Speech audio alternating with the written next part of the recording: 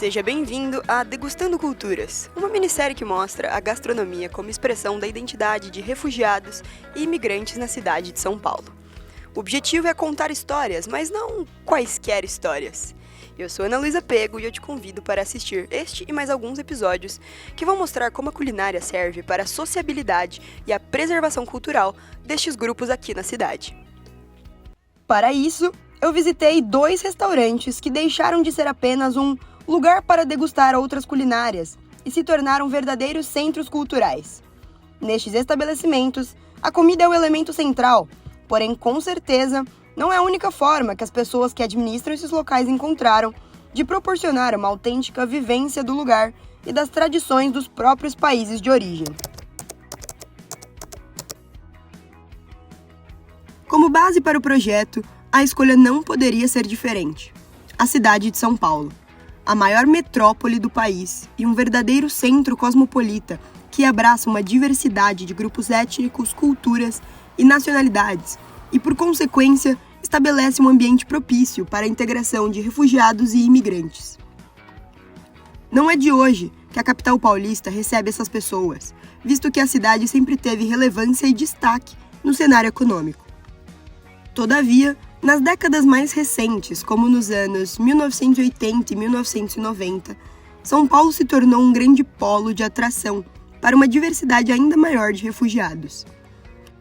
Isso se deve por diversos motivos, como conflitos armados, instabilidade política e perseguições étnicas e religiosas em várias partes do mundo. Contudo, bem antes desse período, o processo de imigração de árabes para o Brasil já se consolidava sobretudo nas últimas décadas do século XIX e nas primeiras do século XX. Nesse contexto, o país experimentava um notável crescimento econômico, impulsionado pela expansão da produção de café no país.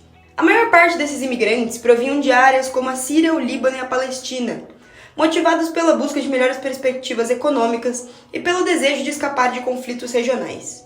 Muitos desses imigrantes desempenharam papéis fundamentais no comércio, trazendo consigo habilidades comerciais e capital para criar pequenos negócios. Grande parte dessas pessoas se estabeleceu, na capital paulista, nos entornos da Sé, da Santa Efigênia, além da Rua 25 de Março e da Avenida do Estado. Além de suas atividades comerciais, os imigrantes árabes também contribuíram para a diversidade cultural do Brasil, introduzindo novos costumes, culinária e tradições. Eles gradualmente se integraram à sociedade brasileira, mantendo ao mesmo tempo vínculos culturais com suas raízes árabes. Da perspectiva conceitual, Stuart Hall, importante sociólogo britânico-jamaicano, em uma de suas obras refletiu sobre a preservação de identidades culturais. O autor era grande defensor da ideia que considera que identidade cultural não é um dado fixo, todavia, um processo em constante transformação, especialmente para aqueles que experimentam a diáspora e a migração. Hall argumentou que os indivíduos em diáspora frequentemente enfrentam desafios complexos em relação à sua identidade cultural, devido à experiência de deslocamento e à assimilação em novos ambientes culturais. Ele destacou que a preservação da identidade cultural em diáspora não implica necessariamente em manter a cultura exatamente como era no país de origem, mas sim em reconhecer a capacidade das culturas em diáspora de se adaptarem e se transformarem em resposta a novos contextos culturais e sociais. Além disso, o teórico ainda enfatizou a importância de reconhecer a multiplicidade de identidades dentro de uma diáspora e como essas identidades podem ser formadas por diferentes formas de pertencimento e de práticas culturais híbridas. O autor argumentou que a diáspora não significa a perda total da identidade cultural, mas sim a formação de identidades transculturais complexas, que se baseiam em interação dinâmica entre o local de origem e o local do destino. Trazendo a análise teórica para a atualidade, existem novos estudos desenvolvidos acerca do tema, como é o caso de Patrícia Dario Hadjar, doutora em Sociologia pela Universidade de Brasília. A autora escreveu o artigo Alimentação, Memória e Identidades Árabes no Brasil, que investiga como a imigração árabe no país ao longo dos séculos contribuiu para a formação de uma identidade nacional diversificada. A pesquisa focou na relação entre a alimentação, sociabilidade e na identidade árabe brasileira, reconhecendo como a preservação de tradições alimentares fortalece os laços culturais e históricos da comunidade árabe. Desta forma, atualmente, a culinária brasileira abrange, além das tradições de imigrantes sírios, palestinos e libaneses, uma vez que também engloba o legado cultural deixado por outros grupos de imigrantes que chegaram e ainda chegam no país. No contexto histórico e no período analisado, a capital paulista emergiu como um refúgio, isto por conta da infraestrutura urbana desenvolvida, a disponibilidade de serviços essenciais como saúde e educação, bem como uma ampla oferta de empregos. Então, a cidade permanece, até hoje, como um destino atrativo tanto para imigrantes quanto para refugiados. É importante destacar que a rica diversidade cultural da capital desempenha um papel vital na integração e inclusão dessas pessoas, proporcionando um ambiente que celebra a multiplicidade de origens e experiências. Para entender melhor o tema e esclarecer toda essa dinâmica entre refugiados, imigrantes, culinária e identidades culturais, falei com a especialista Isabela Altoé, que já escreveu artigos sobre o tema e hoje é doutoranda em estudos culturais pela Queen's University, no Canadá. A relação entre estar em contato com a própria cultura em um contexto de imigração e a manutenção da identidade cultural e social, ela é muito evidente quando a gente pensa que a identidade cultural ela está muito atrelada a uma ideia de terra natal. Então, compartilhar língua, religião, símbolos, hábitos alimentares com um grupo cria essa sensação de pertencimento e ajuda na construção dessa ideia de uma identidade cultural e social em comum. Mas é importante ter em mente que a identidade ela está sempre em transformação, sempre em movimento, à medida que vão acontecendo as mudanças sociopolíticas, econômicas, culturais e principalmente as mudanças geográficas, né? Então a imigração ela deixa mais evidente ainda essas mudanças, porque você tira a pessoa do local onde toda a prática em comum que cria essa sensação de identidade está localizada. E aí, quando a gente fala de imigração, seja ela espontânea ou não, existe uma série de negociações que o imigrante precisa fazer para navegar a nova cultura e, ao mesmo tempo, se reconhecer na sua cultura antiga. Mas essas negociações, elas de forma alguma implicam na exclusão ou na negação de práticas culturais relacionadas ao local de origem. É muito pelo contrário. Manter as práticas culturais de onde se veio é muito importante, até como uma forma de se afirmar socialmente e de se reconhecer no mundo.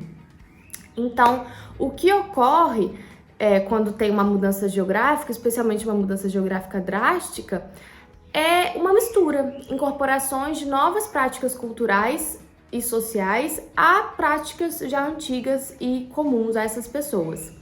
Então, nesse sentido, o imigrante ou o refugiado sempre está em contato com a própria cultura ao manter hábitos já conhecidos, hábitos praticados durante uma vida inteira, ao mesmo tempo em que ele agrega novas práticas do novo local.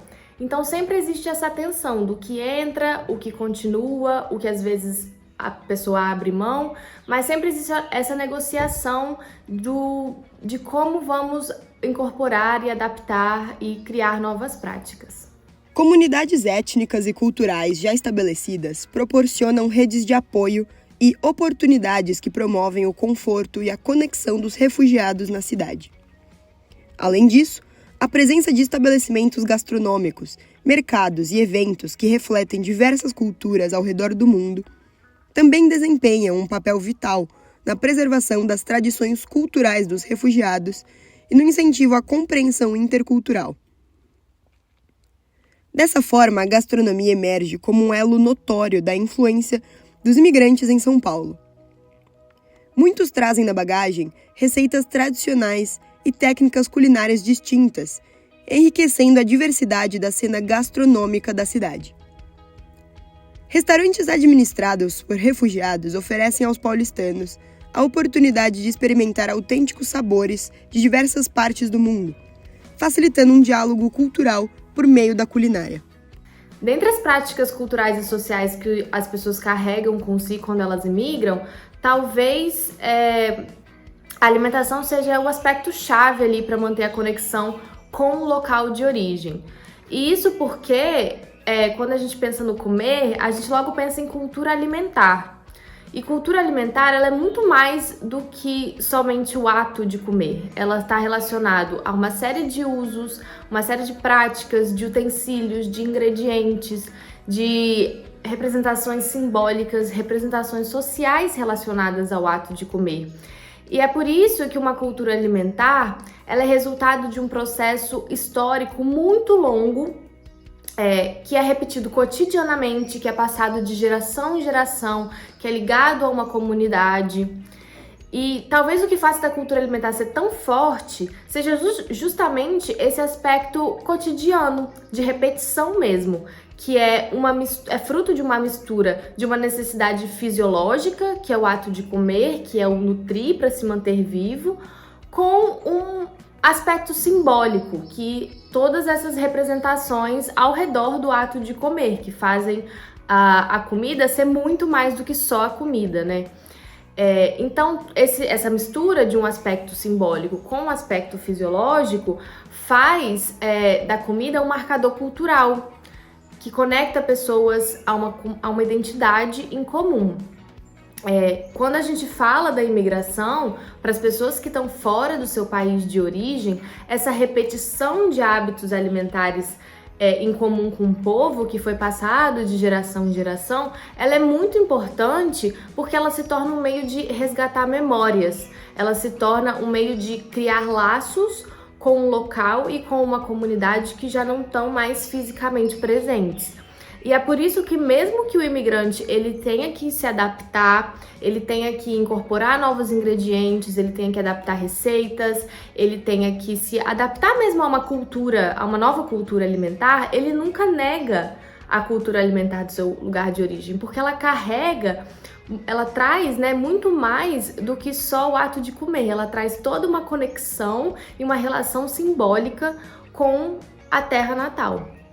Tendo em vista o objetivo da minissérie, é importante ressaltar que a gastronomia vai além de simples receitas e técnicas, já que é uma forma de manter tradições, histórias, valores e costumes culturais.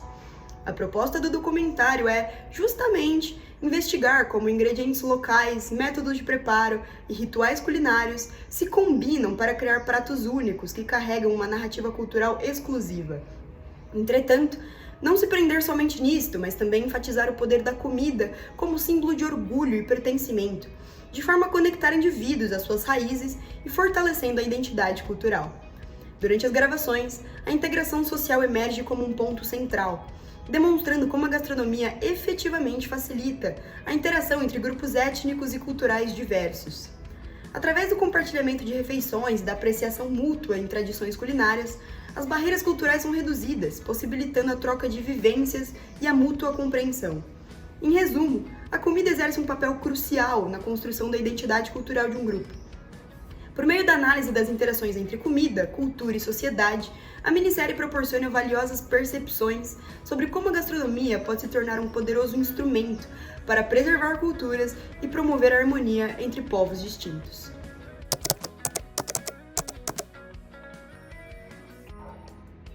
Bom, agora que você já entendeu um pouco sobre a dinâmica entre a cidade de São Paulo, imigrantes, gastronomia e identidades culturais, eu te convido para assistir os 2 próximos episódios da minissérie, nos quais eu mostro os estabelecimentos escolhidos para ilustrar toda essa dinâmica. O primeiro é um restaurante libanês, que está localizado no bairro do Canindé, próximo ao estádio da Portuguesa de São Paulo. Chamado Beit Jed, o local impressiona logo na primeira visita.